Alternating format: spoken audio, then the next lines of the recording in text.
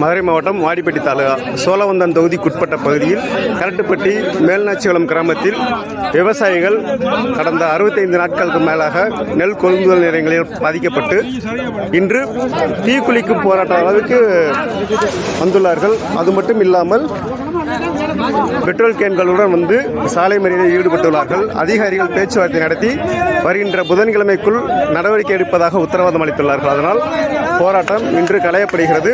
அரசு தொடர்ந்து தீவிர நடவடிக்கை எடுத்து தேவையான உடனடி நடவடிக்கைகளை நடவடிக்கை எடுக்க வேண்டும் என பொதுமக்களும் விவசாயிகளும் கோரிக்கை விடுத்துள்ளார்கள்.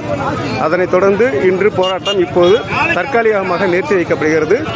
இதில் மிகவும் பதட்டப்பட வேண்டிய விஷயம் என்னவென்றால் விவசாயிகள் பெட்ரோல் குளிக்கும் அளவிற்கு பெட்ரோல் கேன்களுடன் வந்து போராட்டத்தில் ஈடுபட்டுள்ளார்கள் என்பது குறிப்பிடத்தக்கது.